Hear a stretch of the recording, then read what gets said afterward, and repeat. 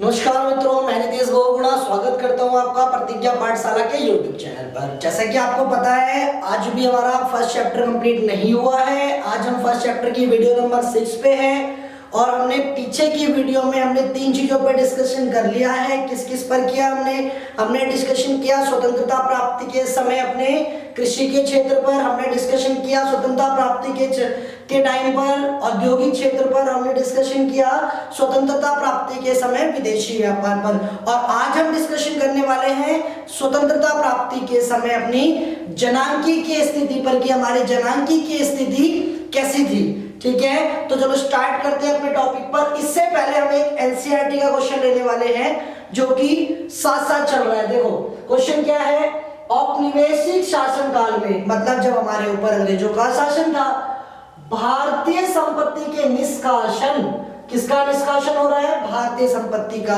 मतलब हमारी जो भारत की प्रॉपर्टी है, जो भारत की संपत्ति है, उसका क्या किया जा रहा है? निष्कासन किया जा रहा है। निष्कासन का मतलब उसको बाहर भेजा जा रहा है। से आप क्या समझते हैं, इससे आपका क्या मतलब है? ये एनसीईआरटी का क्वेश्चन है, ध्यान से देखना। तो आपको पता होना चाहिए, क्या पता होना चाहिए कि जब हमारे ऊपर ब्रिटिश गवर्नमेंट थी तो वो अपना शासन चलाने के लिए खर्चा कहां से करती थी, और अपना शासन इंडिया में चलाने के लिए खर्चे के अलावा अगर किसी देश के साथ ब्रिटेन का युद्ध हो जाए तो उस देश के लिए भी, उस युद्ध के लिए भी जो पैसे की जरूरत होती थी, जो संपत्ति की जरूरत होती थी, उसका निष्कासन कहां से होता था? इंडिया की प्रॉपर्टी से होता था। तो इसका मतलब क्या हो रहा था कि वो अपने खर्चों को, मतलब जब ब्रिटिश गवर्नमेंट इंडिया में थी तो उनको अपना खर्चा करने के लिए पैसे की जरूरत होती थी, वो कहां से आता था? इंडिया के खजाने से। क्लियर? और इसी तरह से अगर ब्रिटेन का अगर किसी के साथ युद्ध हो जाए तो उस दौरान, युद्ध के दौरान जो पैसा खर्च होता है, जो संसाधन खर्च होते हैं, वो कहां से आ रहे थे? वो सारे कहां से आ रहे थे? इंडिया से। तो जो हमारी प्रॉपर्टी थी, हमारी संपत्ति थी, उसका क्या हो रहा था? निष्कासन होता है। इसका मतलब उसे वो कहां ले जा रहे थे? अपनी तरफ बाहर ले जा रहे थे। अब इसको लिखना कैसे है, तो आओ आंसर देखते हैं। ठीक है, चलो। भारत में देखना ध्यान से, भारत में अपने औपनिवेशिक शासन को चलाने के लिए, मतलब अपने शासन को भारत में चलाने के लिए ब्रिटिश सरकार को भारी मात्रा में, मतलब एक बड़ी मात्रा में प्रशासनिक खर्चे करने होते थे। अब ये प्रशासनिक खर्चे कौन से होते हैं सर? प्रशासनिक खर्चों का मतलब होता है उन्होंने इतने सारे लोग लगे रखे, यहाँ पे उनको सैलरी देना, ठीक है, बंदूकें वगैरह लगाना, और प्रशासन को चलाने के लिए जो उनके अपने खर्चे होते थे। ठीक है, जैसे उन्होंने रेलवे बनाई तो उस पर भी पैसा खर्च किया, उन्होंने डाक की सुविधा स्टार्ट की तो उस पर भी पैसा खर्च किया, तो इन सब पे पैसा खर्च हुआ ना, तो प्रशासनिक खर्चे करने होते थे। अपनी साम्राज्यवादी नीति को सफल बनाने के लिए, अपनी साम्राज्य, मतलब उन्होंने अपना साम्राज्य स्थापित कर रखा था यहाँ, उसको सफल बनाने के लिए तो ब्रिटिश सरकार को भारी मात्रा में युद्ध के खर्चों को भी उठाना होता था ना। अभी जैसे हमारे पर ब्रिटिश का राज है, मान लो 1947 से पहले की बात कर रहे हैं, और अगर कोई दूसरा देश हमारे पे राज करना चाहेगा तो युद्ध होगा ना दोनों के बीच में, तो उसके खर्चे कौन उठाता था? भारत की प्रॉपर्टी से। आगे देखो, ये सभी खर्चे भारतीय खजाने से पूरे किए जाते थे। मतलब जो हमारे खजाने थे, कच्चा माल ले जाते थे, जो भी हमारा पैसा था, जो भी हमारा गोल्ड था, उन सारी चीजों से पूरा किया जाता था। इस प्रकार भारत की संपत्ति का निष्कासन होता रहा और हमारी प्रॉपर्टी को वो धीरे धीरे करके बाहर की तरफ हस्तांतरित करते रहे। क्लियर हुआ क्वेश्चन? चलो नेक्स्ट क्वेश्चन पे चलते हैं। औपनिवेशिक काल में देखो बच्चा क्या कह रहा है, हाँ बोलो। वो कह रहा है सर इसका मतलब अंग्रेजों ने हमें डबल तरीके से लूटा, एक तो हमारे ऊपर राज भी किया, ऊपर से हमारी संपत्ति को भी लूट लिया। हाँ एकदम सही बात है। आगे देखो, औपनिवेशिक काल में भारत की जनांकी की स्थिति का चित्रण कीजिए। अब हम किस पे बात कर रहे हैं? अपनी जनांकी की स्थिति पर बात कर रहे हैं। और ध्यान से देखना, जनांकी की स्थिति के बारे में बताना है, वो भी कब की जनांकी की स्थिति? औपनिवेशिक काल में। तो इसके लिए कुछ पॉइंट्स है। इससे पहले देखो क्या लिखा हुआ है, भूमिका बनाई है। ब्रिटिश शासन में जनांकी की अवस्थाएं उन सभी विशेषताओं को प्रकट करती है, किसको? जिससे ये पता लगता है कि जो भारतीय अर्थव्यवस्था थी वो एक गतिहीन अर्थव्यवस्था थी और एक पिछड़ी हुई अर्थव्यवस्था थी। क्यों? क्योंकि एक तो जन्म दर ऊंची थी हमारे यहाँ पे, दूसरी बात मृत्यु दर ऊंची थी, तीसरी बात जीवन प्रत्याशा निम्न थी, चौथी बात शिशु मृत्यु दर ऊंची थी। तो इन पॉइंटों के बिहाफ में साक्षरता दर कम थी। इन पॉइंटों के बिहाफ में हम ये कह सकते हैं कि हमारी जनांकी की स्थिति कैसी थी? आओ देखते हैं। चलो, क्या है? जन्म दर तथा मृत्यु दर। जन्म दर और मृत्यु दर दोनों ही क्या थे, ऊंचे थे। मतलब लगभग 48 तथा 40 प्रति हजार, मतलब 1000 बच्चों पे जन्म दर 48 मान के चल रहे हैं और मृत्यु दर कितनी, 40 प्रति हजार थी। ठीक है, आगे देखो, उच्च जन्म दर तथा उच्च मृत्यु दर की अवस्था, उच्च जन्म दर तथा उच्च मृत्यु दर की अवस्था देश में पाई जाने वाली निर्धनता की अवस्था को बताता है। इसका मतलब हमारे यहाँ पे जन्म दर भी ऊंची थी और मृत्यु दर भी ऊंची थी, तो इसका मतलब क्या हुआ, इसका मतलब ये हुआ कि हमारे पास निर्धनता एक बड़ी मात्रा में थी। आगे देखना, शिशु मृत्यु दर। अब शिशु क्या होते हैं, जो भी 1 साल से छोटे बच्चे होते हैं उन्हें हम क्या बोलते हैं, शिशु बोलते हैं। क्या बोलते हैं, शिशु। तो शिशु मृत्यु दर भी ज्यादा थी, क्यों, क्योंकि हमारे पास डॉक्टरी सेवा नहीं थी। जो हमारी मातृत्व होती है, मातृत्व का मतलब होता है जो प्रेग्नेंट लेडी होती है उन्हें बोलते हैं, उसके लिए हमारे पास सुविधा नहीं थी। ठीक है, क्योंकि हमारे पास मातृत्व मतलब जो प्रेग्नेंट लेडी होती है, बच्चे जब होते हैं तो उनको सुविधा देनी पड़ती है ना, उस तरह की सुविधा हमारे पास नहीं थी, तो इसकी वजह से शिशु क्या होते थे, वो मर जाते थे। देखो, शिशु मृत्यु दर बहुत ही ऊंची, लगभग 218 प्रति हजार थी। कितनी थी, 218 प्रति हजार, मतलब 1000 बच्चों में से, शिशुओं में से 218 शिशु क्या होते थे, मर जाते थे। ठीक है, इसकी तुलना में वर्तमान में यह कितनी हो गई है, 34 प्रति हजार। आज के टाइम में कितनी है, 34 पर 1000, मतलब 1000 बच्चों पे कितने बच्चे शिशु मरते हैं, 34, और जबकि उस समय कितने थे, 218, मतलब 1000 अगर शिशु नए बच्चे पैदा होते तो उसमें से 218 क्या होते थे, मर जाते थे। या तो उन्हें बीमारी हो जाती थी, या तो प्रसव के दौरान क्या होता था, बच्चा नहीं बचता था, या माँ नहीं बचती थी, इस तरह की थी। ठीक है, आगे देखो, उच्च शिशु मृत्यु दर अत्यधिक निर्धनता से संबंधित कम विकसित स्वास्थ्य सेवाओं का संकेत करती है। उच्च शिशु मृत्यु दर में शिशु मृत्यु दर ऊंची है, जो किस चीज की तरफ इंडिकेट करती है, वो इंडिकेट करती है कि एक तो निर्धनता है, दूसरी बात विकसित स्वास्थ्य सेवाएं हमारे पास नहीं है, हमारे पास अच्छी स्वास्थ्य सेवाएं नहीं है। अगला पॉइंट है जीवन प्रत्याशा। अब जीवन प्रत्याशा क्या होता है, जीवन प्रत्याशा का मतलब होता है एक इच्छा, जीवन जीने की इच्छा के बाद का टाइम, उसे बोलते हैं हम जीवन प्रत्याशा। मतलब एक अपनी जो जीवन अवधि होती है, उस जीवन अवधि के जो बाद का टाइम होता है उसे क्या बोलते हैं हम, जीवन प्रत्याशा। ठीक है, तो देखो जरा, जीवन प्रत्याशा केवल 32 वर्ष थी।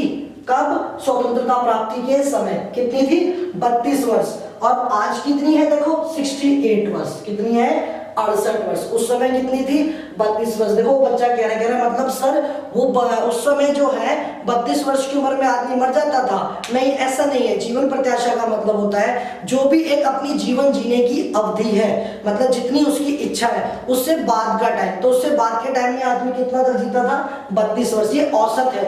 ठीक है, लेकिन आज कितना जीता है, 68 वर्ष। क्यों, क्योंकि आज हमारे पास मेडिकल फैसिलिटी हो गई है ना, हाँ, तो इस वजह से वो इतना जीता है। आगे देखो, निम्न जीवन प्रत्याशा क्यों होती है, जीवन प्रत्याशा जो निम्न थी 32 वर्ष थी, वो क्यों थी, क्या रीजन था उसका, क्योंकि हमारे पास स्वास्थ्य सुविधाएं नहीं थी। मैंने बताया ना, जागरूकता का अभाव था, क्योंकि लोगों को बीमारी ऐसी हो जाती थी कि उनको उनके बारे में पता ही नहीं चलता था और वो क्या होते थे, मर जाते थे। तो एक 3 पॉइंट ये हो गए। चौथा पॉइंट साक्षरता दर। अब देखो कितनी सिंपल सी बात है कि जब हमारे को आजादी मिली उस समय हमारे भारत में केवल 16% लोग ऐसे थे जो साक्षर थे। कितने परसेंट, 16%। इसका मतलब क्या हो गया कि एक बहुत बड़ी आबादी हमारे पास क्या थी, निरक्षर थी। निरक्षर का मतलब जिसको अक्षर का ज्ञान नहीं था।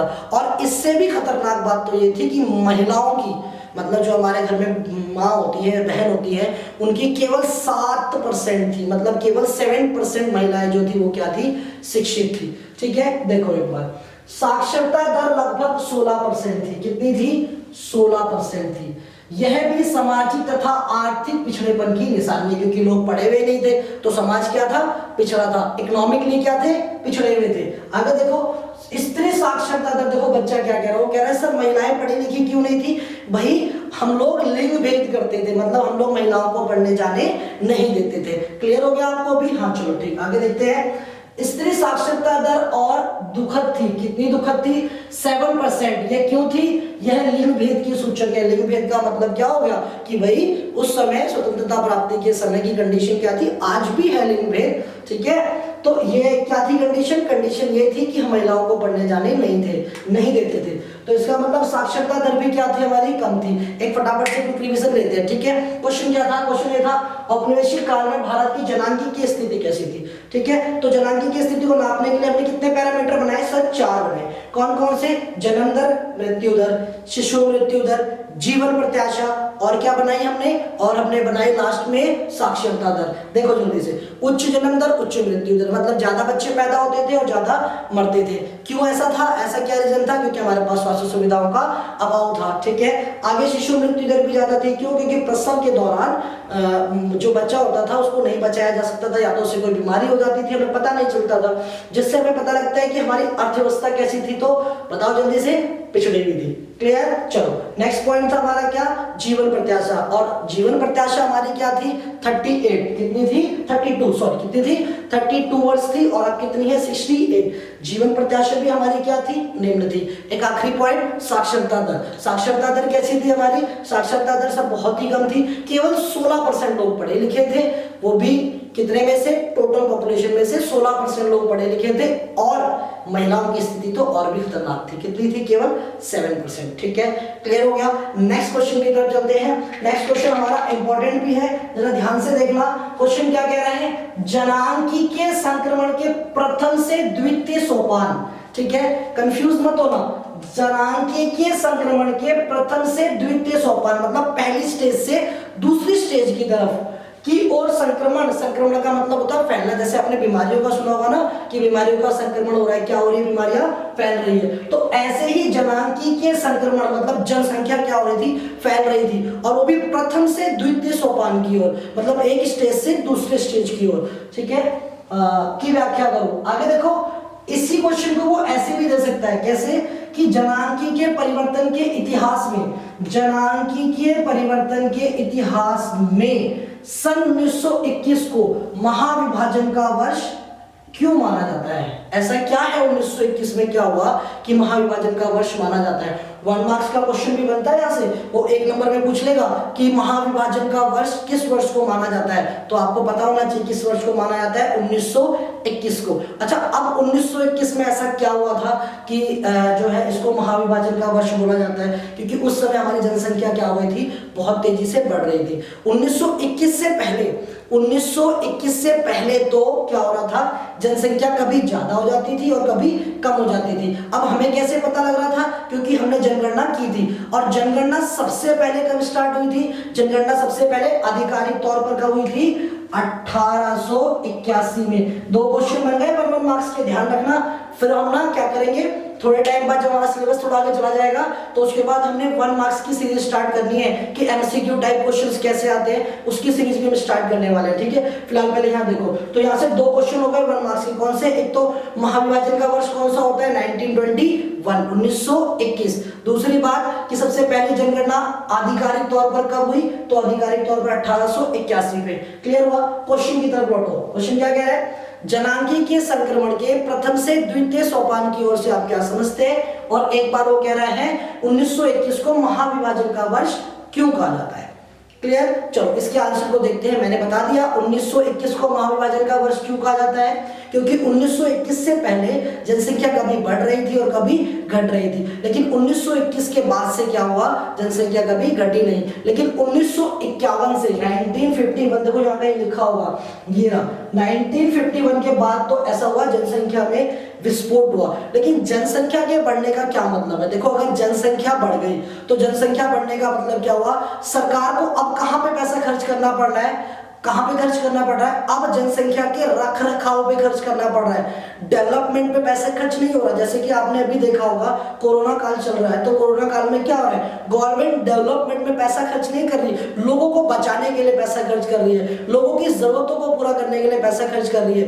ऐसे ही जनसंख्या जो बढ़ रही थी, तो जनसंख्या बढ़ने की वजह से सरकार जो थी वो कहां पे पैसा खर्च करने लगी, सरकार पैसा खर्च करने लगी लोगों के रख रखाव पे। ठीक है, अब डेवलपमेंट पे पैसा खर्च नहीं होगा क्योंकि जनसंख्या क्या हो रही थी, तेजी से बढ़ रही थी। लेट्स आंसर स्टार्ट करते हैं। देखो आंसर में क्या है, जनसंख्या 1921 के पूर्व भारत में जनसंख्या की वृद्धि कभी भी एक समान नहीं हुई। सन 1921 के पूर्व, सन 1921 से पहले भारत में जनसंख्या की वृद्धि कभी भी एक समान नहीं रही।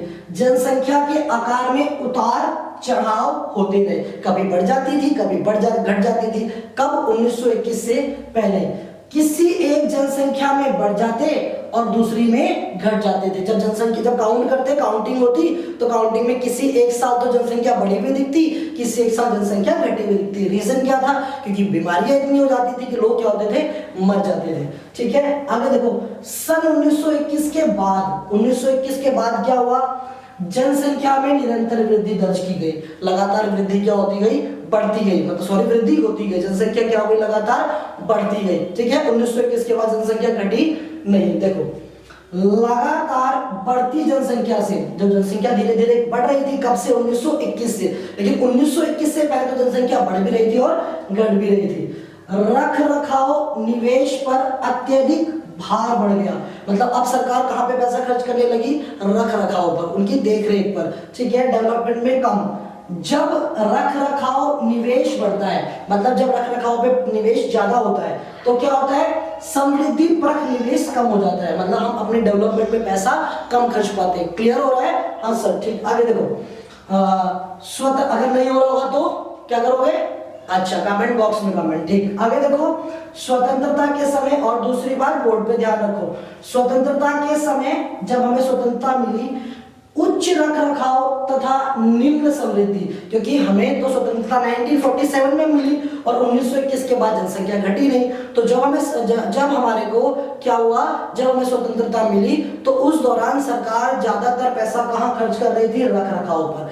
समृद्धि पर पैसा खर्च कम कर रही थी। देखो क्या कह रहा है? स्वतंत्रता के समय उच्च रख रखाव तथा निम्न समृद्धि परख निवेश भी भारतीय अर्थव्यवस्था की एक अन्य विशेषता है। हम इसे अपनी विशेषता में भी डाल सकते हैं कि हमारी विशेषता, हमारे भारत की क्या विशेषता बनी? विशेषता ये बनी कि स्वतंत्रता प्राप्ति के समय रख रखाव पर ज्यादा खर्च हो रहा था और डेवलपमेंट में पैसा कम खर्च हो रहा था।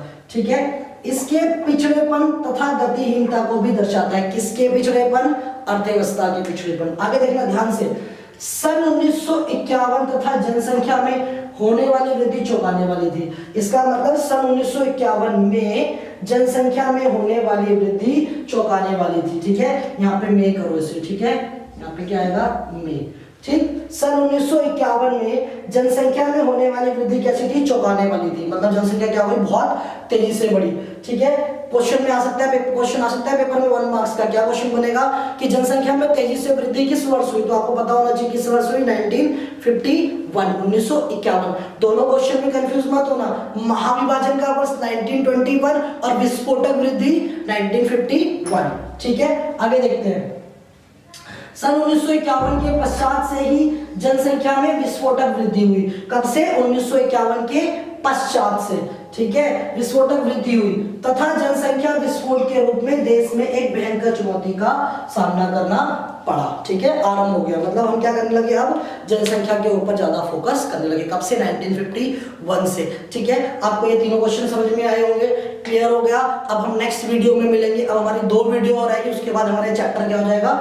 खत्म हो जाएगा। ठीक है, सारी वीडियो देखनी है, ऐसा ना हो कि आप बीच में देखो और पीछे वाली छोड़ दो, फिर क्वेश्चन कुछ भी समझ में नहीं आएंगे। एक सीक्वेंस चलेगा, ये डे बाय डे आपको सब कुछ देखते चलना। और अगर आपने बीच में ज्वाइन किया है तो आप क्या करोगे? पहले पीछे वाले देख के आओगे।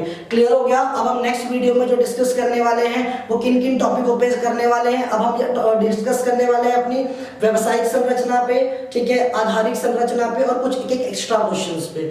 ठीक है, मैं भी समझ में आ रहा होगा, नहीं समझ में आ रहा कमेंट बॉक्स में मिलो, कमेंट करो, आपकी प्रॉब्लम सॉल्व की जाएगी। नमस्कार।